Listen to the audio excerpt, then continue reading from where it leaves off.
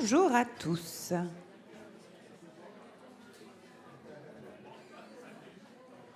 Tout le monde va ?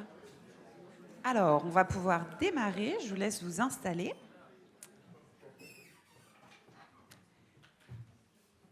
Et c'est parti, je pense. Donc, bonjour et bienvenue à tous. Je vous remercie d'être en présence, que ce soit en présentiel justement ou en distanciel, puisque la conférence débat peut être suivie aussi en ligne. Donc, merci à tous. Je m'appelle Margot Pangzuk et je suis ravie d'être avec vous pour cette matinée de réflexion, d'échange. Je suis donc votre maîtresse de cérémonie et puis aussi la timekeeper, si je puis dire. Et je suis surtout en charge de vous accompagner pour que tout se déroule dans une ambiance dynamique, bienveillante, ça j'insiste, et puis rythmée. Vous allez le voir, on a aussi souhaité, tous les partenaires de cette conférence ont souhaité vous donner la parole. Donc vous serez invités à interroger nos intervenants à la fin de leurs interventions. Voilà. Et puis donc, il est temps de passer au vif du sujet, n'est-ce pas ? Cette conférence débat qui est intitulée Les inégalités territoriales de santé, comment les réduire ? Cette conférence débat, elle a été co-organisée par France Assos Santé et puis l'IFROS, donc qui est l'Institut de formation et de recherche sur les organisations sanitaires et sociales. Et il y a des élèves en présence, donc un grand merci. Et puis le CRDMS, donc le Centre de recherche en droit et en management des services de santé. Eh bien, pour lancer cette conférence, donc, je vais inviter à la fois le président de France Assos Santé, François Blanchardon, et puis le directeur de l'IFROS, Jean-Baptiste Cabra, à me rejoindre.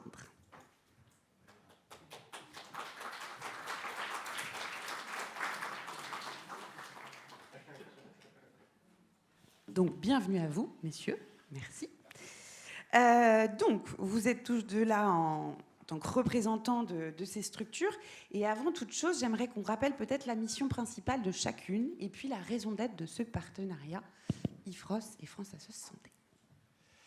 Bonjour, merci. Donc déjà, de vous dire le plaisir d'être ici parmi vous sur ce sujet à fort enjeu. Donc l'IFROS, c'est donc l'Institut de formation et de recherche sur les organisations sanitaires et sociales. On le dit qu'une fois parce que c'est un peu trop long. Et qui a été créé il y a 30 ans. En fait, les 30 ans de cet institut, il a été créé par deux personnes il y a 30 ans, le professeur Jean-Pierre Clavran et Marie-France Calu, gestion, droit, déjà, sur ce sujet-là. Et puis, dès le départ, ancré sur la formation continue et la formation initiale, mais dès le départ, un pari de l'accompagnement au plus proche du terrain, ancré dans le terrain et dans les préoccupations des professionnels sur les questions d'organisation de santé. Et la deuxième approche, c'est que pour arriver à comprendre, mais surtout encore plus que comprendre, agir sur ce système de santé, il fallait nécessairement l'embrasser avec une polyphonie, une pluralité des voix. Et ce n'est pas sans lien avec cette collaboration. Finalement, on va travailler sur les organisations, sur le droit, mais tout ceci, ce n'est que des moyens au service d'un but. Et le but, il ne faut jamais l'oublier, c'est d'accompagner, de prendre en charge, de soigner des personnes, des patients, des personnes en situation de handicap éventuellement. Voilà, tout un ensemble de ce qu'on va appeler là la voix des usagers. Et c'est d'où l'enjeu de cette collaboration, c'est arriver à travailler avec l'ensemble de la pluralité des voix. On l'a fait finalement très tôt, parce qu'en reprenant mes petites notes, finalement, historiquement, l'IFROS a collaboré avec le CISRA, avec Bernadette de Victor sur un certain nombre de sujets. Et finalement, tout ceci ne s'inscrit que dans cette continuité d'embrasser le secteur avec la totalité de ces voix, mais une peut-être qui compte un peu plus que les autres parce que c'est la raison d'être de la prise en charge, c'est celle des personnes concernées. Merci beaucoup, Jean-Baptiste. Mal, oui, c'est bon. Déjà, je suis très heureux d'être avec vous et je vous remercie tous de participer à cette matinée. Alors, vous êtes très nombreux dans la salle et j'imagine aussi très nombreux derrière l'écran d'ordinateur. Donc, je vous salue aussi. Donc, France Assos Santé, c'est l'organisation de référence, de représentation des usagers pour porter la voix des usagers dans les établissements, dans les instances de santé, mais également dans les débats publics et défendre les droits des usagers en Auvergne-Rhône-Alpes. France Asso Santé a été créée en 2016 suite à la loi de modernisation de notre système de santé. Et donc, ça prend la suite des CIS dont tu as parlé, le CISRA, qui était historiquement très ancré sur notre territoire grâce à beaucoup de monde, mais notamment Bernadette de Victor, on l'a cité. Et donc, aujourd'hui, c'est fort de nos 130 associations réunies au sein de notre région Auvergne-Rhône-Alpes qu'on arrive à animer ce qu'on appelle la démocratie en santé. Et quoi de mieux que d'être aux côtés de l'IFROS aujourd'hui, un partenaire essentiel pour nous, tant le monde académique et le monde de l'usage en matière de santé est important. Créer des lieux d'échange, échanger des regards croisés sur notre système de santé. Et puis, avec l'ensemble des acteurs du système de santé, les collectivités territoriales, les professionnels, les établissements, et bien d'avoir ensemble une vision commune et collective pour pouvoir améliorer notre système de santé. Ces lieux d'échange sont essentiels. Très bien, merci pour ces petits rappels qui sont combien importants. Donc, on le sait, la thématique de cette conférence débat, elle concerne donc les inégalités territoriales de santé. On va avoir la chance d'accueillir une pluralité d'acteurs, des partenaires, des opérateurs nationaux. Mais avant cela, est-ce que vous pourriez nous en dire plus, tous deux, sur le choix de cette thématique et les enjeux en fait, que porte cette thématique? Alors, on voit bien, je pense qu'il n'est pas utile de revenir très longuement dessus, que l'accès aux soins aujourd'hui, dans tous les territoires, mais notamment dans notre territoire, est assez compliqué. Et pourtant, la loi du 4 mars 2002, la loi droit des usagers, garantit un accès égalitaire à tous les usagers à notre système de santé. Force est de constater, et on le voit, 11% des Françaises et des Français n'ont pas accès à un médecin traitant. C'est encore plus criant sur certaines catégories, certaines cibles, notamment les jeunes, mais aussi les personnes les plus vulnérables. Et pour autant, France Asso Santé défend un accès équitable et universel à la santé, avec une vraie volonté de l'organisation des soins intégrés sur notre territoire. L'objectif n'est pas d'opposer les acteurs du territoire sur cette thématique, ceux qui s'installent en ville, ceux qui s'installent dans les zones rurales, ils sont débordés. J'ai vu encore sur les réseaux sociaux qu'un médecin souhaitait arrêter tant il n'arrive pas à faire face à la demande sur son territoire. Et ça nous inquiète beaucoup. Et donc, on a besoin de construire collectivement, avec l'ensemble des acteurs, les conditions un peu plus efficaces pour organiser l'accès à notre système de santé.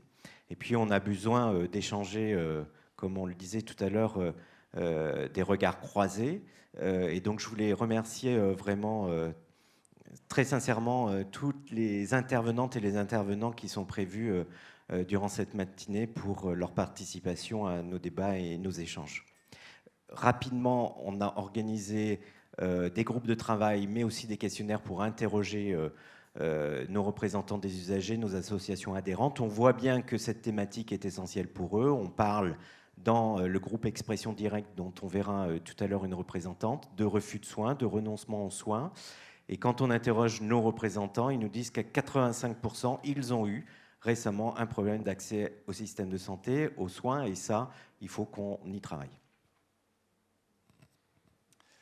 Merci, mais tout à fait. Et ça, on peut rebondir sur cette dimension, c'est qu'on ne peut pas aborder les enjeux d'inégalité d'accès aux soins avec une seule paire de lunettes, en quelque sorte. Il faut les multiplier.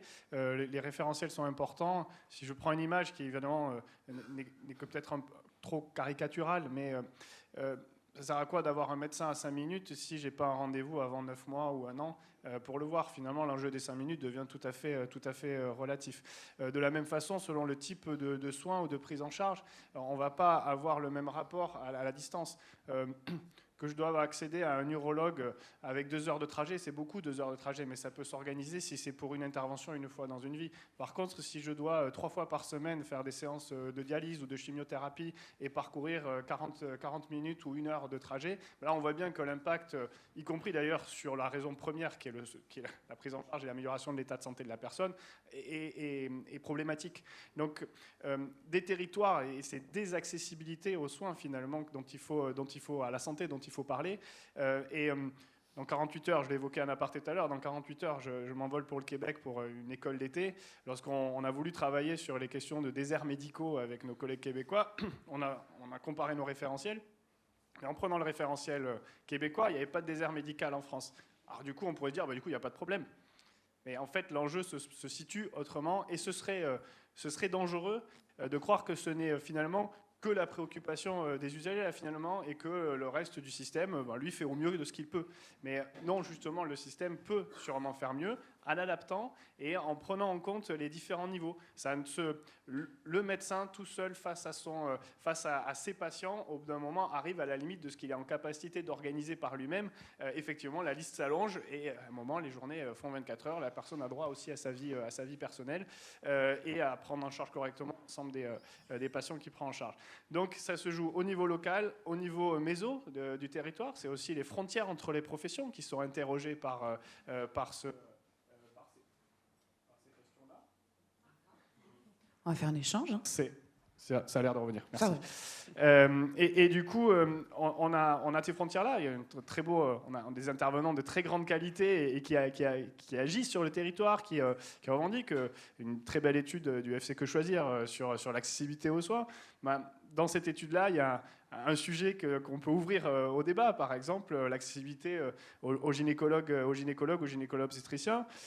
Ça, c'est emblématique des questions qu'on doit se poser. Est-ce que l'enjeu, c'est l'accessibilité aux gynécologues, ou est-ce que l'enjeu, c'est l'accès à une fonction, une prise en charge gynécologique, et là, dans ce cas-là, qui ne relève pas que des gynécologues, mais également des sages-femmes, etc. Et donc, ça ne veut pas dire qu'il n'y a pas de souci, mais on envisage les questions différemment quand on détourne un petit peu le regard. Et là, c'est là où on a du droit, on a de l'organisation, de la sociologie, et c'est là-dessus qu'on peut arriver à discuter pour essayer de trouver des solutions, parce qu'on peut voir le verre à moitié vide. Alors c'est peut-être un peu dur, parce qu'il y a quand même des vrais défis d'accessibilité et des personnes qui se retrouvent dans des très très grosses difficultés, mais on peut aussi voir le verre à moitié plein, et il y a des initiatives locales, des professionnels, des acteurs, des régulateurs qui s'agitent pour essayer de trouver des solutions, les tester. Parfois, c'est que local, parfois, ça tient tellement aux personnes qu'une fois que les personnes partent, ça s'effondre. Mais il y a quand même des initiatives. Et je crois que d'ailleurs, ce que fait France Asso Santé ici, c'est ça, en fait. C'est promouvoir, diffuser, tester, évaluer ces initiatives.